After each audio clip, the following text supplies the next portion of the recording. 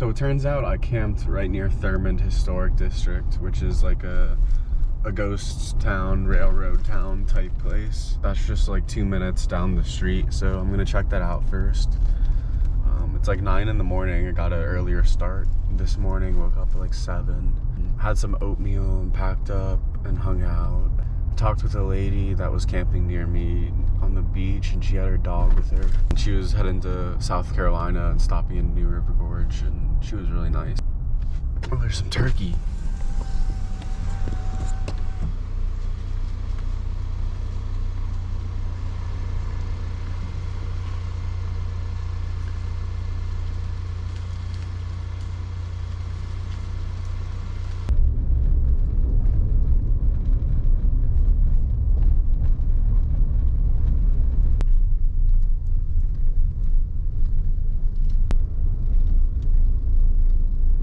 In 1873, the Chesapeake and Ohio Railway main line was completed. Soon after, Captain W.D. Thurmond acquired 73 acres along the railway in the New River Gorge, perfect for mining. Fast forward 20 years, and Thurmond, West Virginia is a boom town. In the early 1900s, the C&O Railway was growing rapidly, and so were the mining towns along it.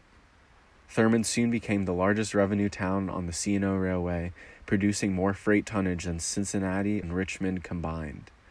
Some of the wealthiest people in the state lived in Thurmond and profited off the bountiful coal mines. Because of this, their banks were the richest in the state. Businesses and homes were built along the railroad and the New River, mostly near the different mining locations. 15 trains a day carried almost 100,000 passengers a year through here. With businesses and tourism booming, the saloons, hotels, and boarding houses thrived. However, after diesel locomotives were adopted, the coal from the mines became less valuable. Eventually, mining operations slowed, and so did the local businesses, as many moved away. The Great Depression caused a huge hit to the area and the industry in the 30s as well. Today, Thurmond is almost untouched from modern developments. Abandoned homes are scattered along the railroad and the river in various physical states and stages of decay. Well, this is definitely one of the cooler historical sites I've been to. It's so weird because you can tell how busy it used to be and how just empty it is right now. Walking through it like it's a true ghost town. It's pretty cool.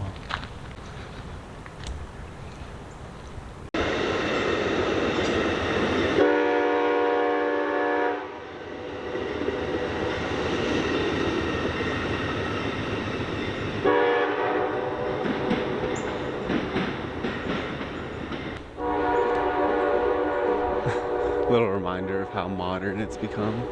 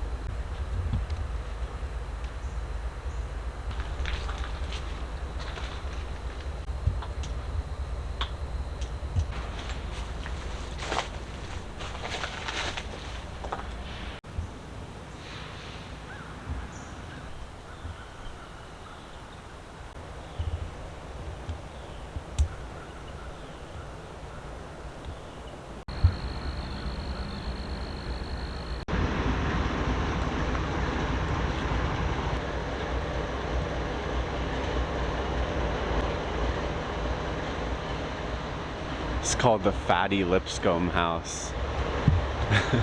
This one looks almost haunted or something.